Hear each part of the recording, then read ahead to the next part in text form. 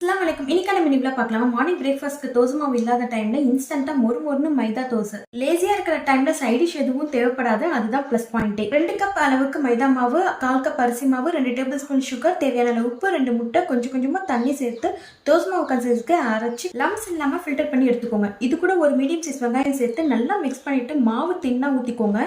தோசை தவா corner edge folding டைப்ல இருந்தா மாவு ஊத்தி ரொட்டேட் பண்ணும்போது நல்லா தின்னா இருக்கும், நல்லா கிறிஸ்பியாவும் இருக்கும். கார்னர் எட்ஜ் ஃபிளாட்டா இருந்தா பரவாயில்ல, முடிஞ்ச அளவுக்கு தின்னா ஊத்திக்கோங்க. மீடியம் ஃப்ளேம்ல வச்சு 4-5 தடவை ஃபிளிப் பண்ணி போட்டு நல்லா பிரஸ் பண்ணி கோல்டன் கலர் ஆகிற அளவுக்கு எடுத்தீங்கன்னா நல்ல கிறிஸ்பியான இன்ஸ்டன்ட் மைதா தோசை ரெடி. இதுக்கு எந்த ஒரு சைட் டிஷ்ஷும் தேவைப்படாது. ஒரு வாய் உள்ள போனாலே டைனிங் ஹால்ல ஆர்டர் பண்ணிக்கிட்டே இருப்பாங்க. நான் ஸ்டாப்பா கால் வலிக்க சுட்டுக்கிட்டே இருக்கணும். அந்த அளவுக்கு டேஸ்டா இருக்கும். கண்டிப்பா ட்ரை பண்ணி பாருங்க. லஞ்சுக்கு நெத்திலி மீனை முள் இல்லாம நல்லா வாஷ் பண்ணிட்டு கொஞ்சம் கூட தண்ணி இல்லாம மஞ்சள் தூள், மிளகாய் தூள், தேவையான அளவு உப்பு, அரிசி மாவு, கார்ன்ஃப்ளவர் சேர்த்து நீங்க ஃப்ரை பண்ணி எடுத்தீங்கன்னா